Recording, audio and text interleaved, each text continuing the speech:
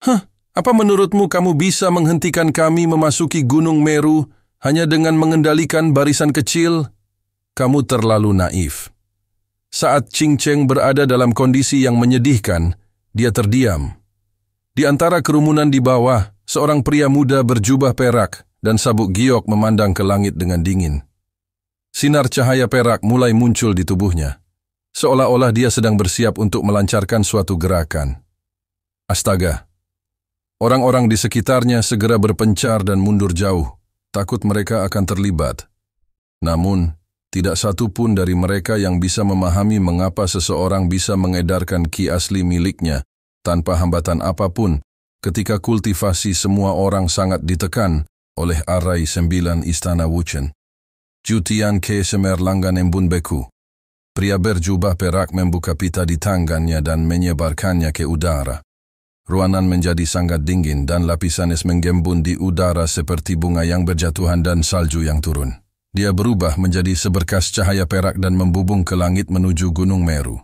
Saat pria berjubah perak membubung ke langit, seorang pria kekar dengan wajah penuh janggut mendengus dingin di tempat lain. Dentang. Dia menikamkan parang tebal ke tanah dan meraung. Gelombang suara seperti binatang buas menyebar, menembus gendang telinga para seniman bela diri di sekitarnya, dan menyebabkan mereka berdarah. Udara juga berdenyut seiring dengan jantungnya. Pakaian di bagian atas tubuhnya terbuka dan ototnya menonjol. Yang lebih aneh lagi adalah rambut panjang mirip barbar mulai tumbuh di punggungnya. Wilayah selatan benar-benar tempat yang terpencil. Kalian tidak bisa berbuat apa-apa terhadap susunan sampah. Pria kekar berambut panjang itu meraih gagang parang. Gelombang ombak yang mendominasi datang dari parang seolah-olah akan membelah langit dan bumi. Dia membubung ke langit dan mengejar sinar cahaya perak. Raungan keras datang dari langit. Biarkan aku membukakan jalan untukmu, Tuan Pedang Surga. Kata-katanya segera membuat kaisar bela diri di langit marah, tapi mereka tidak bisa berbuat apa-apa. Arai 9 Istana Wuchen berada di bawah kendali Li Yunxiao dan tampaknya dibatasi secara khusus untuk mereka. Beberapa kaisar bela diri yang memiliki artefak Xuan peringkat 7 juga tertahan oleh tekanan besar dan merasa sulit untuk bergerak. Yang Fangzhou dari fraksi sayap perak, Shen Aobei dari fraksi Raja Surgawi.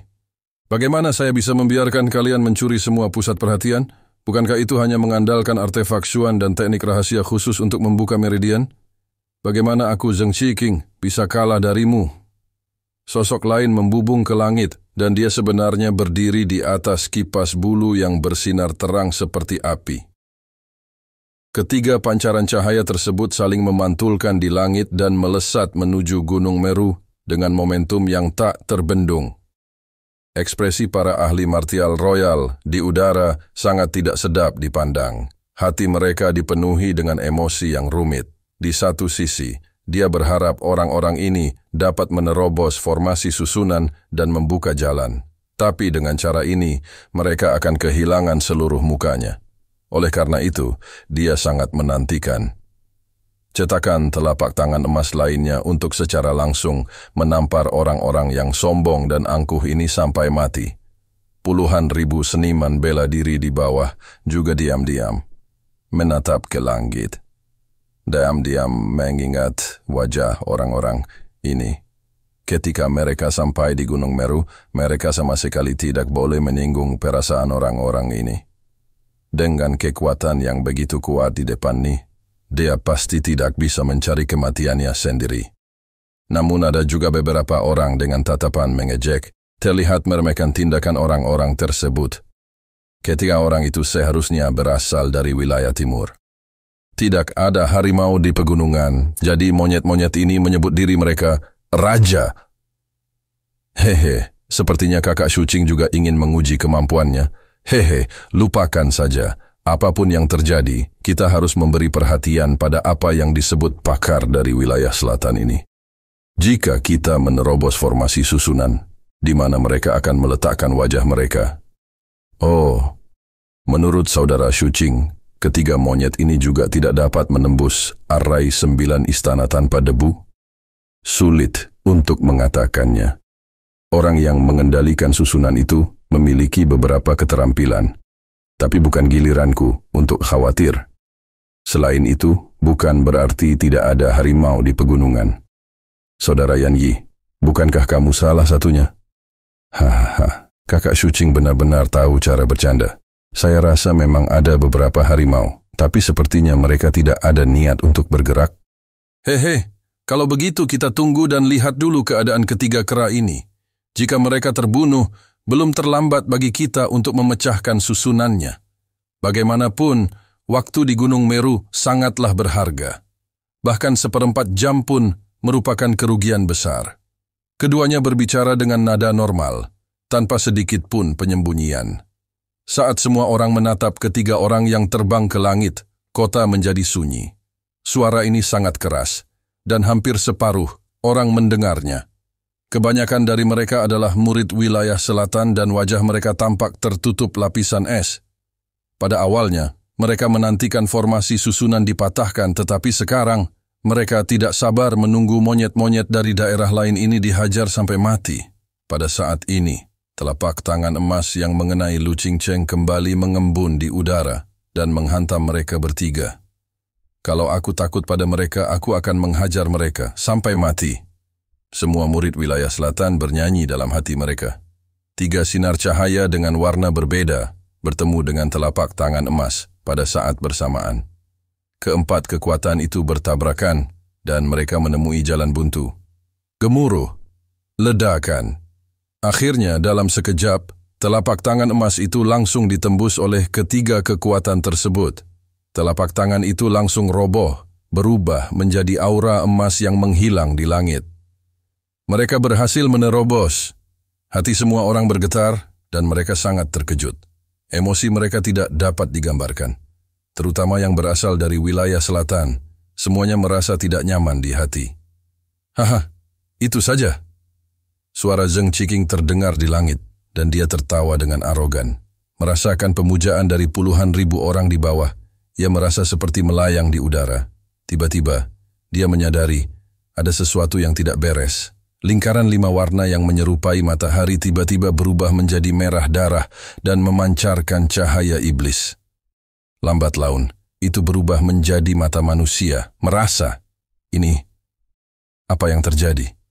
Pikirannya bergetar dan dia segera merasakan suatu kekuatan mengalir ke lautan kesadarannya.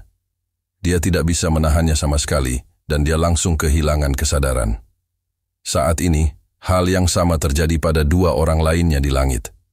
Pada saat yang sama, ketika mereka menerobos telapak tangan emas, mereka melihat mata iblis berwarna merah darah itu.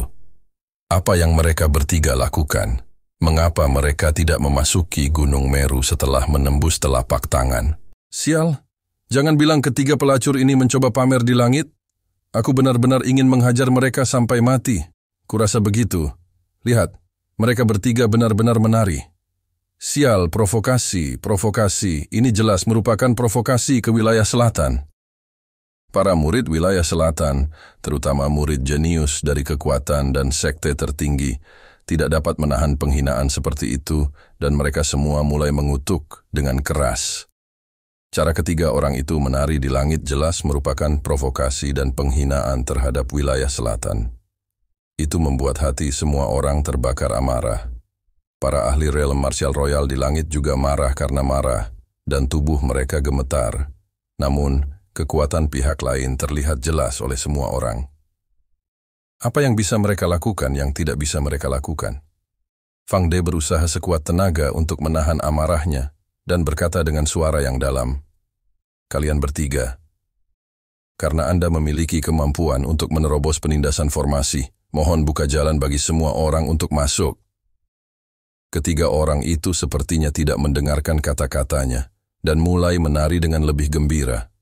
Fang De sangat marah hingga hampir pingsan. Dia dengan cepat menyebarkan akal sehatnya, mencoba menemukan Li Yunxiao. Kenapa aku merasa ada yang tidak beres? Mata Shuqing dipenuhi dengan kebingungan, dan dia berkata dengan terkejut, "Tidak apa-apa jika itu hanya sebuah tarian, tapi mengapa begitu buruk? Mengapa mereka melepas pakaian mereka?" Yan Yi, yang berdiri di sampingnya, juga tidak dapat memahaminya. Dia berkata dengan kaget, "Tidak mungkin, Apa yang mereka coba lakukan? Apakah mereka mencoba menjadi gay di depan banyak orang? Apakah wilayah timur sudah terbuka sejauh ini? Kerumunan tidak bisa berkata-kata, dan mata mereka terbuka lebar saat menatap ke langit. Tindakan ketiga orang itu semakin konyol. Mereka telah menanggalkan pakaian mereka dan berdiri telanjang di langit. Saya sangat malu. Banyak murid perempuan di kerumunan itu menundukkan kepala karena malu dan marah. Pemandangan yang tak tertahankan terjadi di langit. Dentang, pedang tiran surgawi milik Shen Aobei jatuh dari langit dan menusuk ke tanah. Pita Yang Fangzhou dan kipas api, Zheng Qiqing jatuh ke tanah. Jantung semua orang berdetak kencang. Mereka tahu ada sesuatu yang salah.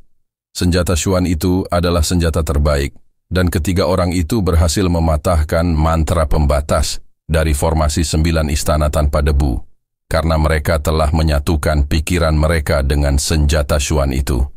Sekarang, ketiga senjata Xuan telah jatuh ke tanah, yang berarti ada yang tidak beres dengan ketiga orang di langit. Ketiga orang itu melakukan sesuatu yang tidak senonoh satu sama lain.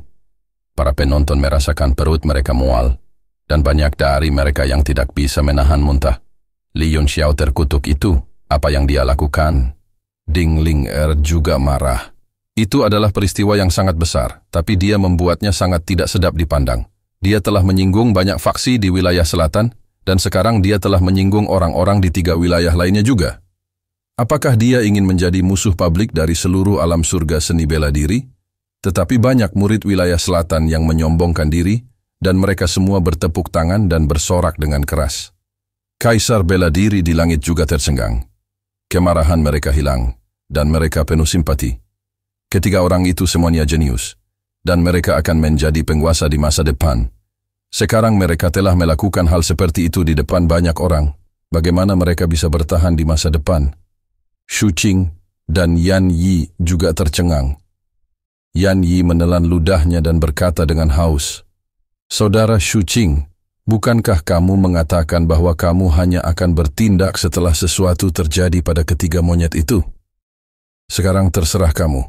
Shu Qing bergidik dan buru-buru berkata, "Saya tidak bisa melakukannya. Ketiga ahli itu 100 kali lebih kuat dari saya dan mereka sudah seperti ini. Jika saya pergi, saya hanya akan menjadi umpan meriam. Aku tidak bisa, aku tidak bisa." Ada banyak murid muda di antara kerumunan yang ingin mencobanya, tetapi sekarang mereka semua diam karena takut, dan telapak tangan mereka menjadi dingin. Hehe! Ketika seluruh kota Yanwu berada dalam situasi yang aneh, suara tenang Li Yunxiao terdengar lagi. Untuk memastikan kamu tidak kehilangan kesabaran, aku secara khusus mengatur agar ketiga orang itu menampilkan tarian untukmu.